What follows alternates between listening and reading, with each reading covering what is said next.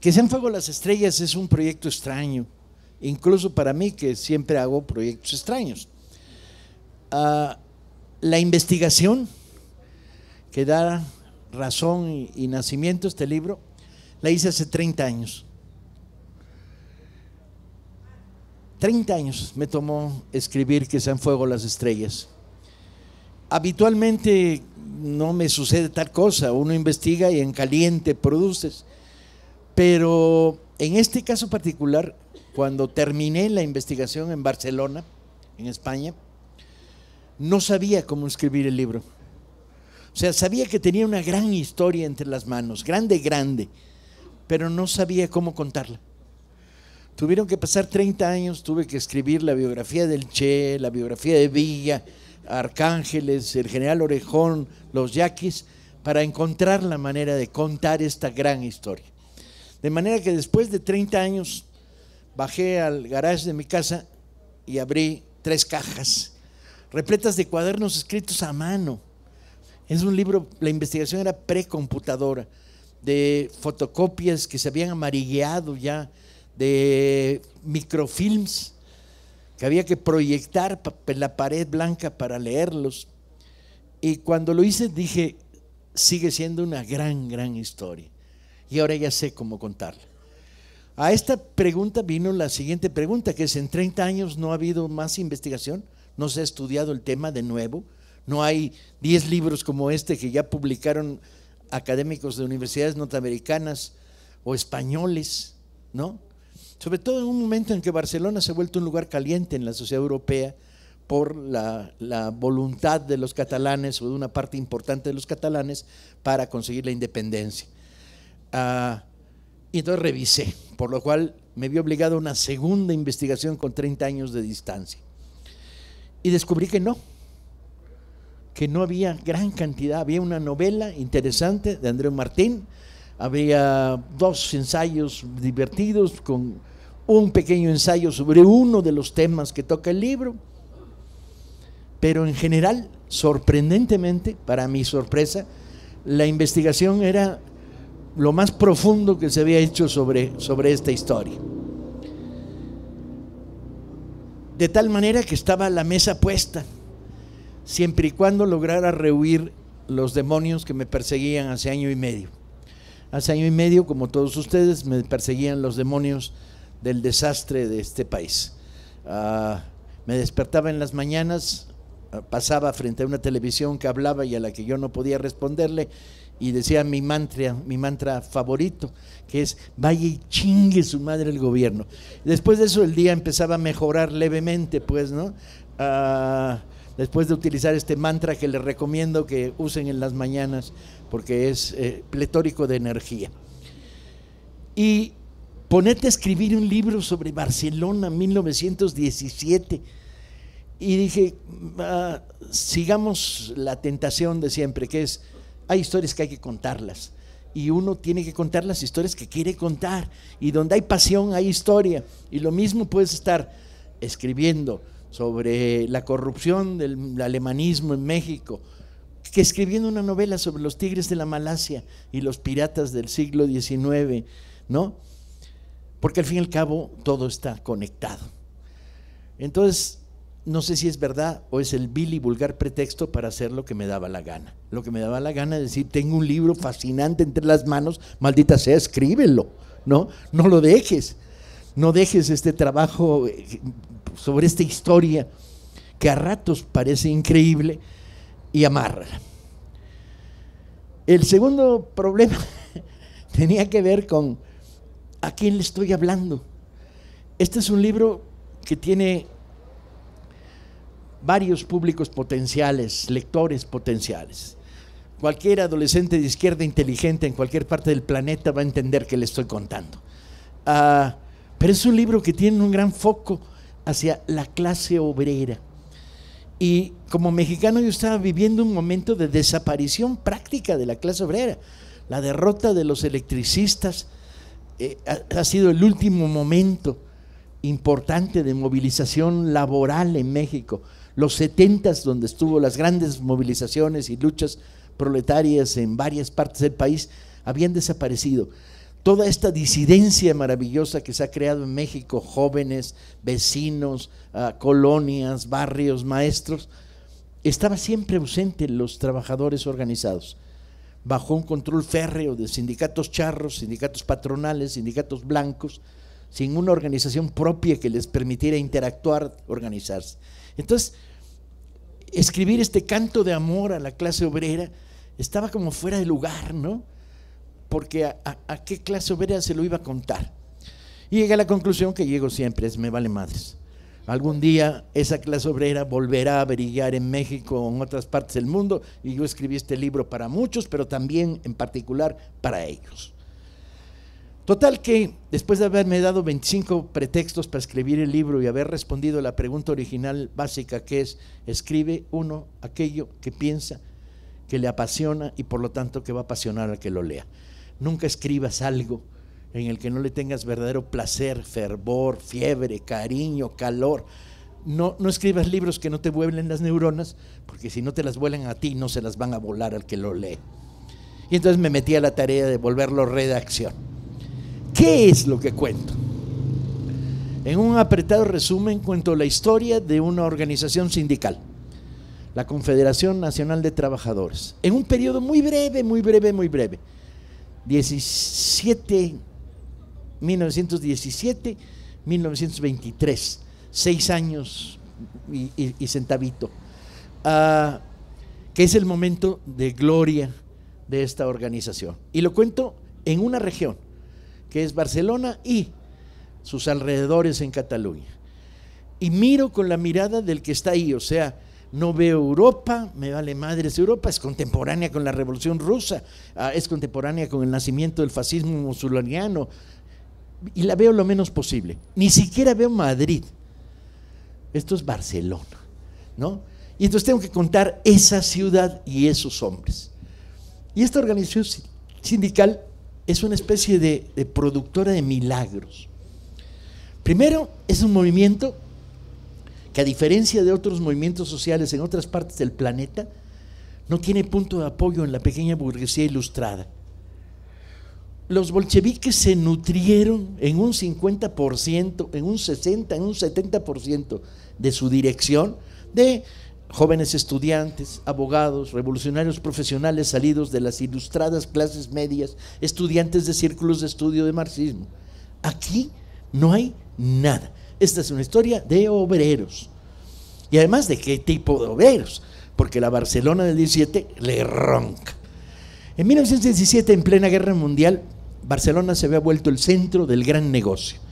Los industriales catalanes estaban vendiéndole a los dos bandos, parejo, les valía madres, a los alemanes y a los ingleses, a los franceses, al que se dejara, y les vendían todo: química, armas, municiones, textiles, ropa, uniformes, y entonces hay un boom esplendoroso de una burguesía industrial que se hace multimillonaria en aquellos años, pero a costa de una clase obrera que tiene salarios de hambre, pero de hambre, que trabaja jornada de 10, 11, 12 horas, iletrada, que no sabe leer y escribir, que vive en condiciones de miseria absoluta, en barrios hacinados, sin calefacción, con frío, repletos de goteras, ¿sí? Con una composición interna de familia que trabaja, padre obrero industrial, madre lavandera, hija trabajadora del textil, hijo segundo recadero de un restaurante. Con esos 4 salarios familiares crean economía de subsistencia. Y es esta clase obrera la que protagoniza una de las experiencias más ricas, más locas, más brillantes en la historia del movimiento obrero en Europa y en el mundo en aquellos años. Cuando empecé a seguir a los protagonistas de esta historia, descubrí unos tipos fascinantes. Peiró, vidriero, aprende a leer a los 23 años y claro, en la cárcel, que es el lugar donde todos se forman. Las cárceles son las grandes escuelas de esta clase obrera, ¿sí? Ahí se alfabetizan, ahí crean bibliotecas, ¿no?, dentro de las cárceles, porque están bajo continua represión. En la medida en que el movimiento va creciendo, la represión es total, permanente. Pestaña Ángel, un relojero que conservaba los relojes más difíciles de arreglar para cuando lo metían al bote, ahí tenía tiempo para arreglarlos bien, ¿sí? Autodidacta, no tuvo un solo día de escuela y sin embargo se educó en los Ateneos, porque esta clase obrera va construyendo en paralelo la organización sindical una estructura cultural. Conferencias, con este modelo que nosotros hemos armado en la brigada, presentaciones de libros a la calle, a la luz, Ateneos, lugares donde se canta, bibliotecas, ¿sí? Y todo un mundillo cultural que va construyendo un sistema de autoeducación de esta misma clase. Todos ellos extraordinariamente jóvenes, todos ellos con oficios que pierden a cada rato. El que es ladrillero lo ponen en las listas negras en la construcción, las patronales, y no le dan trabajo en ninguna ladrillera. Y entonces también es vendedor de persianas, pero lo cachan. Y también es carpintero, pero lo descubre. Entonces tienen una movilidad social enorme dentro del mundo proletario del trabajo asalariado. Levantan organización donde quiera que tocan. Son oradores de banqueta fascinantes, a cual más brillante. Y van armando lentamente un mundo basado en el sindicato. Son anarquistas, pero anarquistas de una cepa muy particular, no son anarcoindividualistas, son anarcosindicalistas. Creen que el instrumento de transformación de la sociedad es el sindicato. Y viven bajo esta lógica. En 17 el libro es muy minucioso y va contando las hazañas y las aventuras, porque esto es una gran novela de aventuras. Cuando empiezan a organizarse en 17, la patronal utiliza los servicios de un jefe de la policía, Bravo Portillo, que además de jefe de la policía parece un retrato de policía mexicano, dirige prostíbulos, están todos los negocios sucios, etcétera, para organizar bandas patronales que asesinan a los dirigentes sindicales. Hay conspiraciones, los servicios secretos alemanes y franceses están intentando comprar pistoleros para crear un nivel de tensión. Las luchas son enconadas. Para conseguir la jornada de 8 horas en los talleres de carpintería, hay un año entero de huelgas salvajes, huelgas de 60 días, donde los trabajadores, cuando los despiden masivamente, a la hora de salir queman la fábrica, ¿sí? Encuentros brutales, surgimiento de guardias blancas, intervención continua de las policías reprimiendo, y van generando el gran aparato sindical. En 18 construyen a través de un congreso en la ciudad vecina, casi un barrio de Barcelona, de Sants, construyen esta gran organización. Y de repente, en una región de 4 millones de habitantes, tienen 1 millón de trabajadores organizados. Y tienen un periódico que edita 100.000 ejemplares diario, ¿sí? Mucho más importante que todos los periódicos comerciales de la época. Pero no solo, de repente los ves de la nada, cómo van construyendo organización. Un día, en una reunión del Comité Regional de la CNT en Barcelona, se comisiona a Ángel Pestaña, director del periódico, que además se niega a cobrar más como director de un periódico que un trabajador industrial, cobra el salario de un trabajador industrial. Le dicen, hay que organizar a las sirvientas. Y el tipo dice, ¿cómo? Y dicen, pues tú sabrás. Bueno, al día siguiente se publica un anuncio en Solidaridad Obrera que dice, todas las sirvientas de esta ciudad están convocadas a un parque, ¿sí? Porque ya llegó la hora. Jornada de 8 horas, descanso dominical, bla, bla, bla. Y corre la voz a lo largo y ancho. Y el mundo proletario está conectado.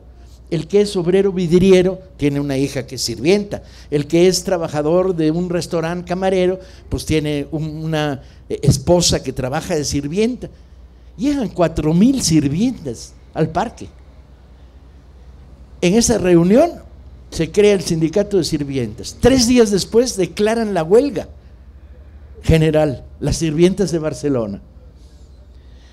Para una oligarquía que estaba viviendo en la lujuria, el dinero fácil, los billetes tirados por la ventana, en la ciudad que más cocaína consume en el planeta, La ciudad que llegan a tanto la locura del dinero que se cierran teatros y se pone en el escenario una mesa de ruleta para jugar, ¿sí?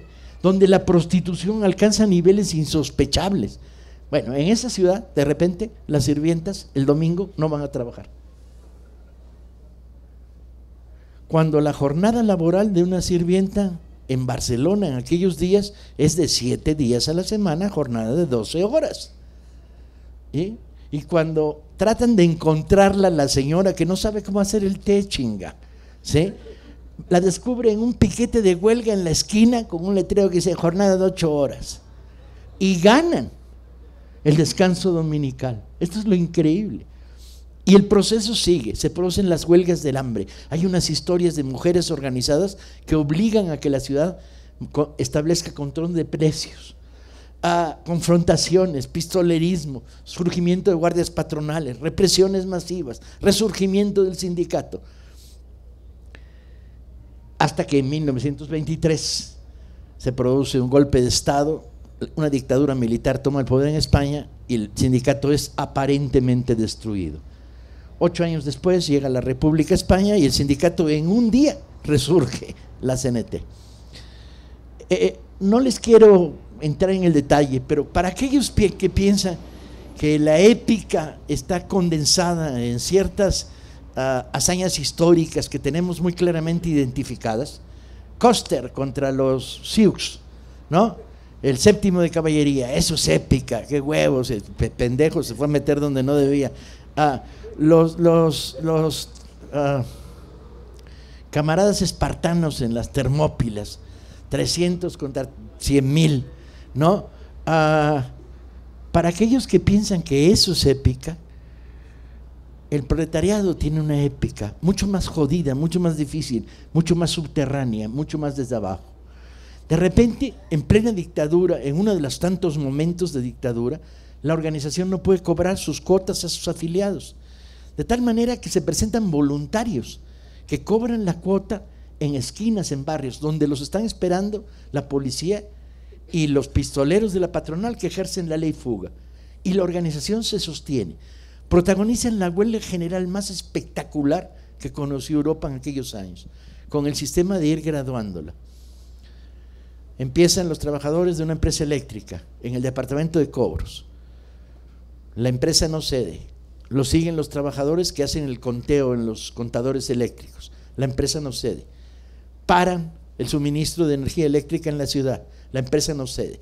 Paran el suministro, los sindicatos, diferentes sindicatos. Paran el suministro de la iluminación por gas. Barcelona estaba parcialmente iluminada por luz eléctrica y por gas.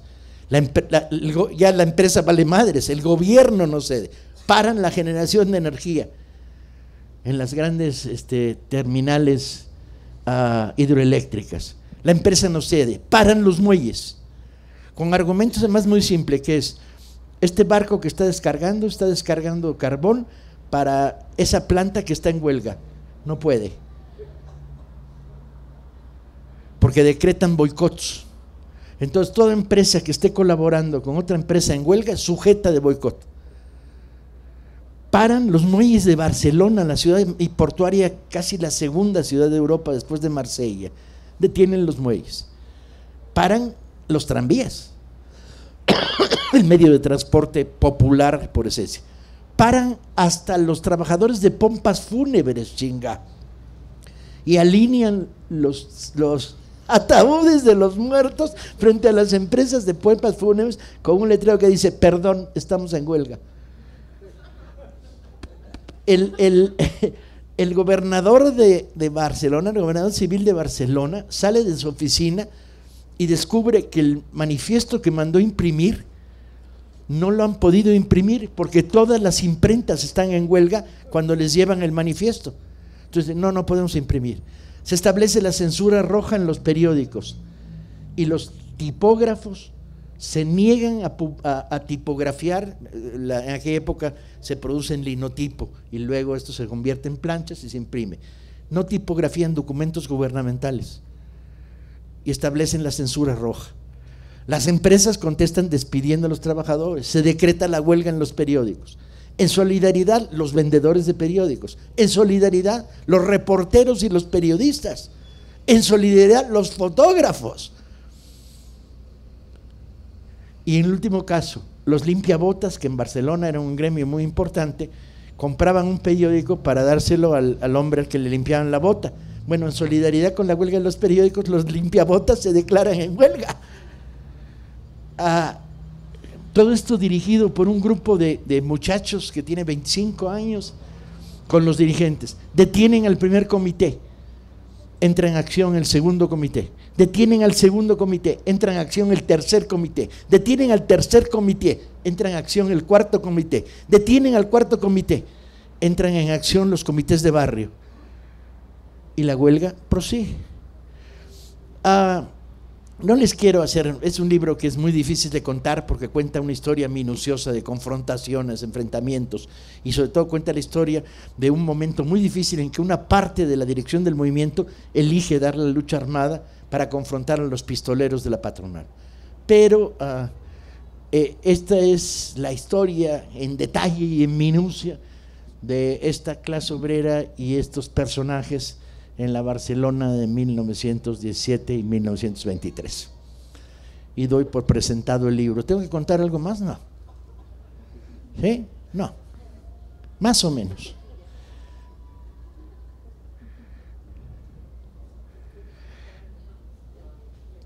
Tengo que decir que hubo un último factor. Poquito antes de escribir el libro tuve una confrontación con un periodista mexicano que me dijo: ¿por qué esos anarquistas que la chingada están ahí? Y yo le dije: a ver, hijo mío, solo uso el tono paternal con los hijos de la chingada. Anarquista era Ricardo Flores Magol, pendejo, y es héroe de la patria, entonces quítate el pinche sombrero, ¿no? Basta de descalificar aquello que no entiendes y no conoces. Muchos de ellos son provocadores a sueldo de gobernación, no me vengas con pinches cuentos. Y el resto, pues los invito a que lean un libro para que sepan lo que es el poder organizado de las masas populares y cómo asaltar un pinche Oxxo no está en la lógica de un movimiento social que tiene como enemigo a la oligarquía y al poder. Ese fue el último de los disparadores de este libro. Y tienen ustedes la palabra.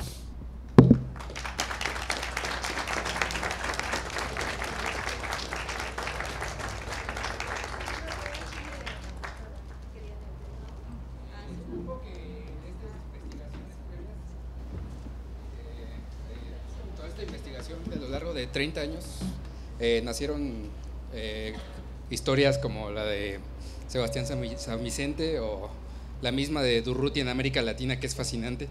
Quería preguntarte qué impacto tuvo el movimiento de la CNT, el movimiento anarquista en América Latina, además de estos pequeños focos que llegaron a México. No, tuvo un impacto tremendo. En México hay una experiencia parecida y de una riqueza política enorme, la de la CGT, que vive de 1921 a 1934, así, una vida muy breve, 13 años. Y tengo la investigación hecha y no sabía cómo escribirla, pero un día de estos me lanzo a escribirla. Es la historia de los panaderos rojos, los textiles rojos, se produce básicamente en el Valle de México, y es una experiencia de acción directa. Los sindicatos anarcosindicalistas no creían en mediaciones y se negaban a llevar a tribunales laborales, clase contra clase, porque entendían que el tribunal laboral era un instrumento de mediación del enemigo, pues, ¿no? Entonces es una experiencia muy apasionante, muy breve, lamentablemente. La Fora en Argentina, espectacular. Hay 3 grandes focos anarcosindicalistas en el mundo, los 3 en países de habla española: España, Argentina y México, en esos años. Buenas noches. Ahí está. Buenas noches. Solo preguntar por qué elegiste la frase literaria para el título. Yo tengo un librero que está entre mi recámara y el baño. Su función es, bueno, en los últimos años aprendí a mear sentado, cosa que hacen las mujeres normalmente, pero que uno que era muy pendejo no había descubierto las virtudes de tal cosa, de tal manera que tienes ahí todos los días 10, 20 minutos más de lectura que puedes ganar, ¿no? Tomen nota, camaradas, es así como el ABC, chinga. Entonces, ese librero está ahí para, al pasar, agarrar de volada un libro. En general es un libro donde hay poesía. Entonces jalo y me leo un soneto de Quevedo mientras meo felizmente, ¿no? Alegra mis meadas, dicho de una manera, y me enriquece política e ideológicamente. Y en esas operaciones me tropecé con Shakespeare y encontré que sean fuego las estrellas, que es maravillosa la frase, porque te da el color de esta épica proletaria, ¿no? En el cielo y que sean fuego las estrellas. Pero descubrí en otra de estas pasadas, al paso de un año, el abanico de Lady Windermere, que lo había leído cuando tenía 15 años o así, y encontré una frase muy bonita. ¿No tengo el libro? No. Una frase muy bonita. Gracias.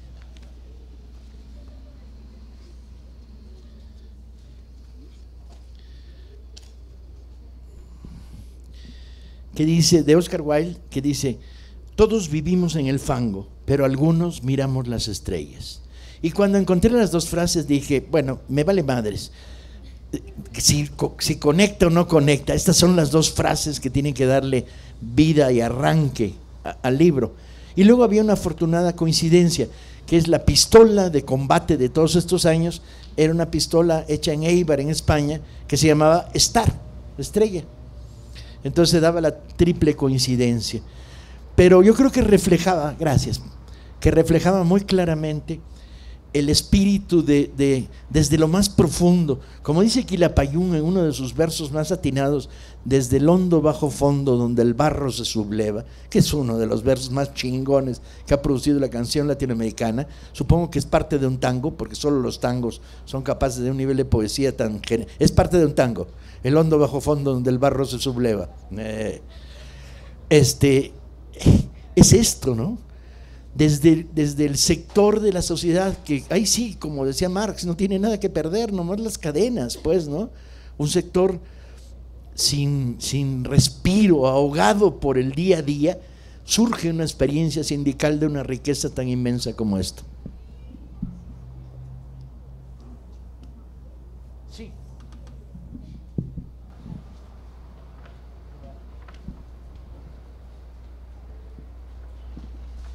Gracias. Sí. Paco, yo quería preguntarte, en este momento, ¿cuál es tu posición con relación al movimiento de independencia en Cataluña? Gracias.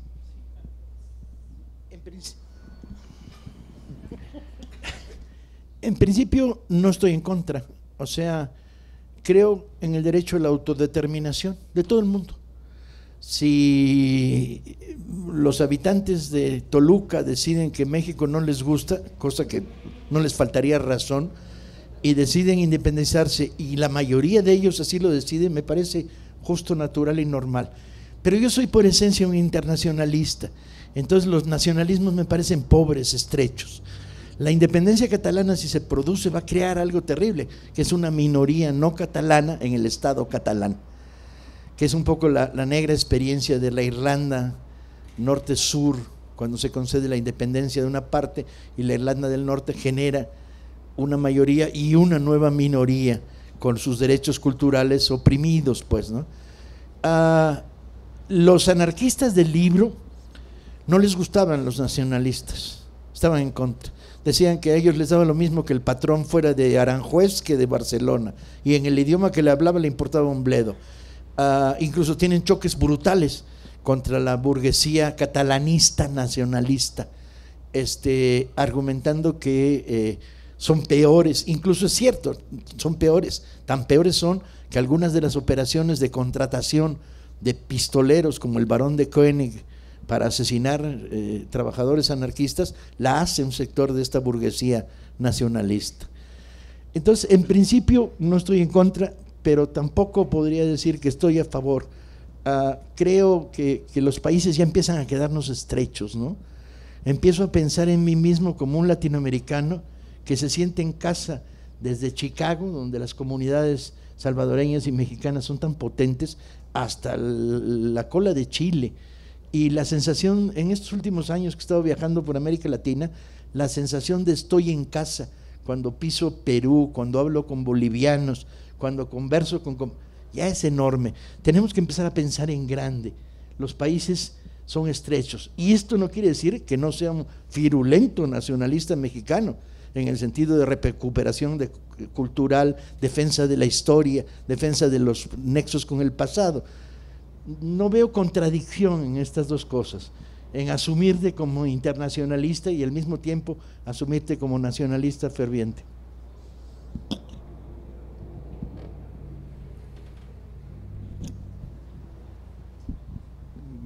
Gracias, buenas noches.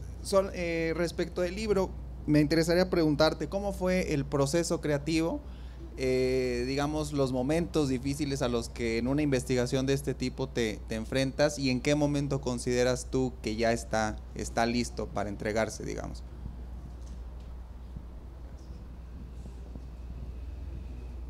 Ay, perdón. Ay. Dudas.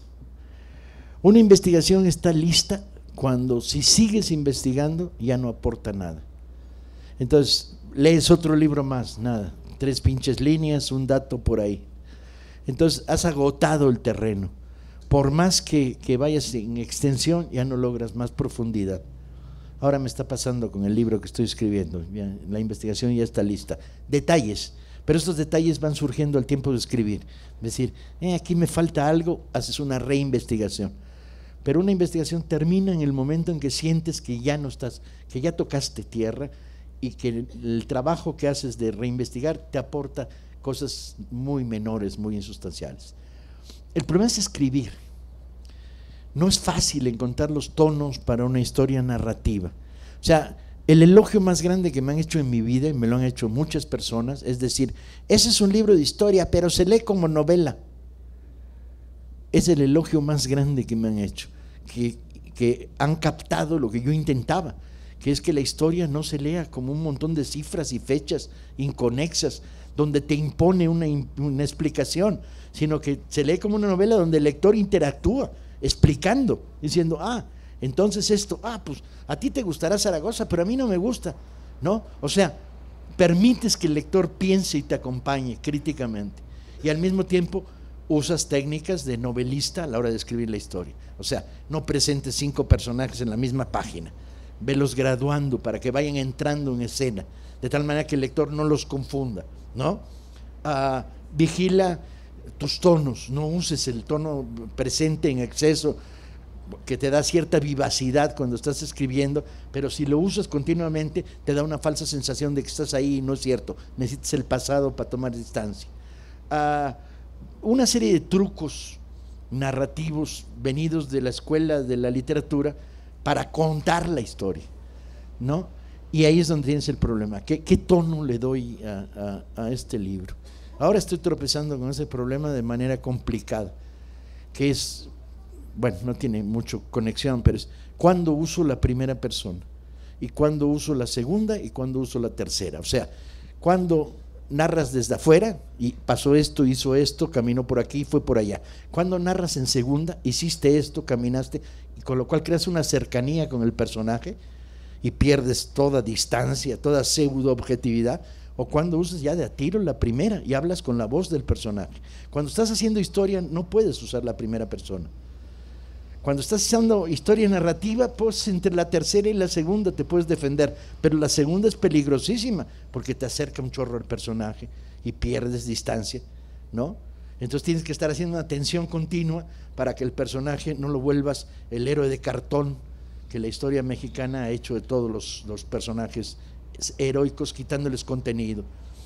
Entonces el problema de cómo escribirlo se vuelve un problema complicado, muy complicado y muy divertido.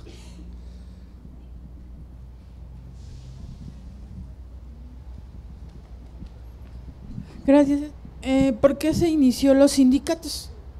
¿Por qué o para qué? Los sindicatos nacen en el siglo XIX y desde antes como organizaciones corporatistas, como una forma de defensa natural. Los que trabajamos en un mismo lugar nos organizamos para establecer ciertas relaciones entre nosotros para defendernos de formas de explotación y opresión. Y van creciendo horizontalmente en sindicatos de oficio, van creciendo horizontalmente en sindicatos de fábrica, todos los trabajadores, van creciendo en sindicatos de tipo de industria, ¿no? A la búsqueda de mejorar, porque encuentran las reglas del capital. Si una fábrica está sindicalizada, el patrón dirá, ah, pues me están pidiendo salario básico de tanto, pero todas esas fábricas que no están sindicalizadas pagan menos. La respuesta de la clase obrera es, sí, pues sindicalicémoslas, no bajemos nuestras demandas, aumentemos las demandas de la clase. El sindicato ha sido el gran instrumento. La historia de la perversión de los sindicatos en México, a través del charrismo, la CTM, Fidel Velázquez, la CROM, la CROC, es una tragedia, una de las grandes tragedias de este país.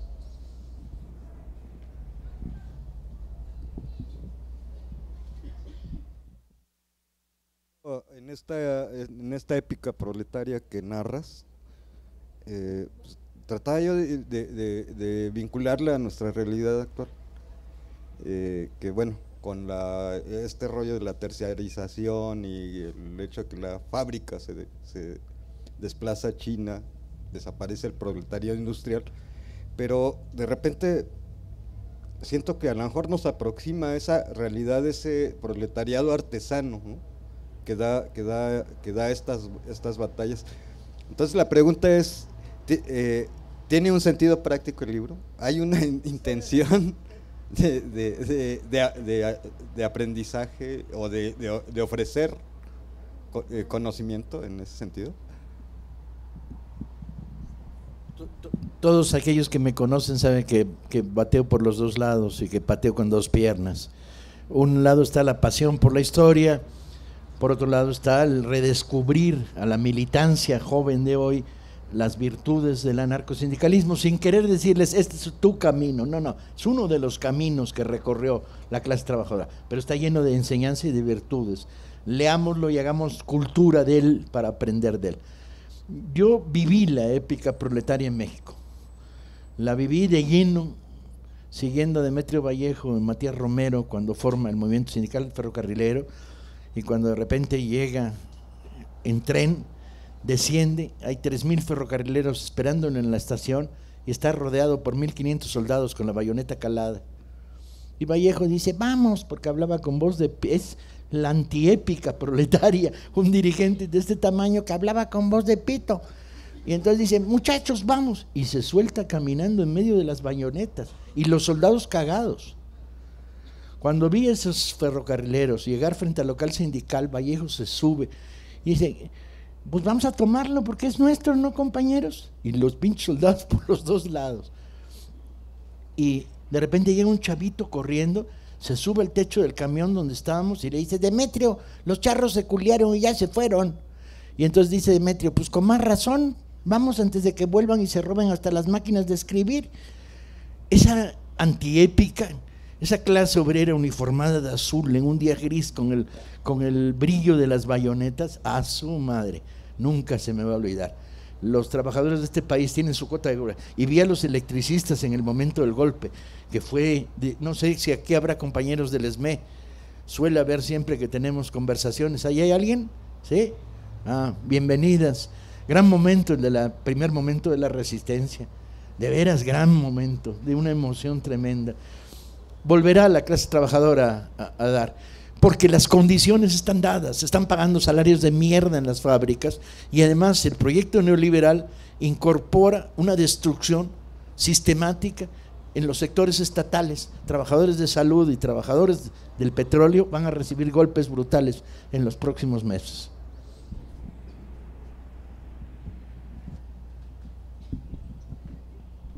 Paco, compañeros, bueno, viendo hoy la actualidad de los que conformamos el proletario mexicano, como tú comentas que ya estamos viendo que próximamente se van a dar golpes a la estabilidad del proletario mexicano, a los impuestos que se van a adquirir, se puede decir a la gente que trabaja en los mercados, a los de las papelerías, ¿qué tan factible hoy tú ves?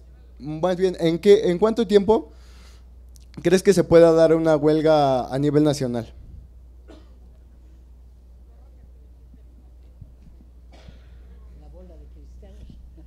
Sí, yo tenía una, como dice Paloma correctamente, yo tenía una bola de cristal, compañeros. Y le preguntaba, bolita, ¿cómo viene el pinche futuro? ¿Cuál va a ser el número del melate? ¿No? Pero la usé para jugar boliche y valió verga. Mi capacidad de previsión está destruida. Una huelga general no se convoca, se construye. Y esto significa que tenemos que avanzar hacia los primeros pasos, que son los pasos de la reorganización en las fábricas, en los talleres, en las farmacias, en los oxxos, y con mucho cuidado, porque tiene que ser subterránea. Como enseñemos la cabeza, nos van a dar de palos por todos lados. Ir construyendo lentamente en cada centro de trabajo núcleos de reorganización. Y por ahí va la cosa. Ya tenemos Biblia villista, Biblia guevarista. Vamos a tener algún día tal vez una Biblia angelista. ¿Hidalgo tú? Con razón, me persiguen los de Hidalgo para que escriba la biografía de Felipe Ángeles. Sí, sí va a haber Villa Angelista, pero no la voy a escribir yo, la está escribiendo Adolfo Gili. Felipe Ángeles volverá, sí. ¿Por qué no haces un libro del pelón Salinas? Sí, por fin, ¿no? Tengo 66 años. No sé cuántos años más voy a poder seguir escribiendo con lucidez. Ya hice una promesa pública de que voy a asistir a manifestaciones hasta los 100 años. Incluso pedí voluntarios para que carguen mi silla de ruedas en el futuro. Hice un chingo de voluntarios, no hay pedo, no hay peligro.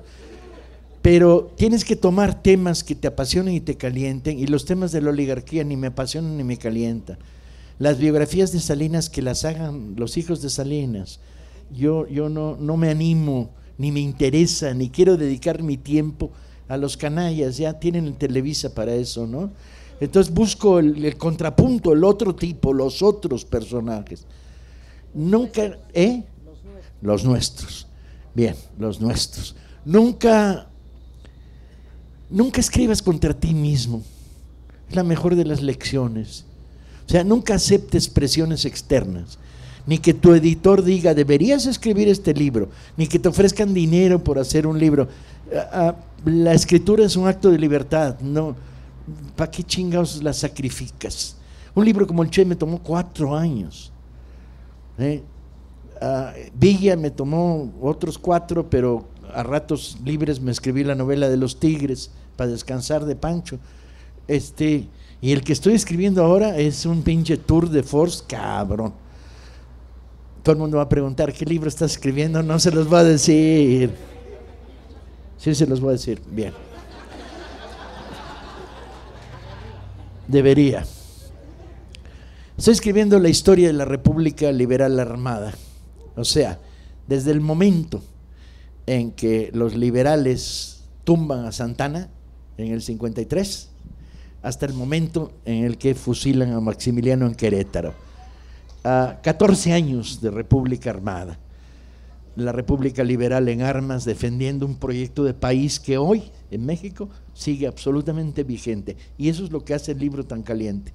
Y la pinche investigación le ronca, porque si había información sobre el Che o sobre Villa, sobre esto, la cantidad de información que hay es esplendorosa y además mucha polémica. Es un territorio de debate contra el pensamiento conservador cañón. Y entonces la investigación está bastante bien. Estoy al borde de ya decir, aquí terminó, y ya estoy empezando a redactar.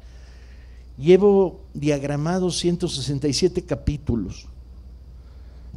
Entonces va a ser un libro en 2 tomos, que va a salir con diferencia, como diciendo, si les gustó el primero, aguántense 3 meses y ahí viene el segundo, ¿no? Todo el mundo me dice, estoy escribiendo libros demasiado gordos, y es un problema, porque es atentar contra la economía de mis lectores, que como yo sé bien, la economía de mis lectores no es muy próspera, andamos todos jodidones de lana, pero ¿cómo cuentas una historia como esta? Entonces va a ser la Biblia liberal radical, muy radical, porque esos pinches liberales eran bien ultras, bien ultras. Diles cómo se va a llamar. Paloma tiene información confidencial. Se va a llamar Patria, nada más.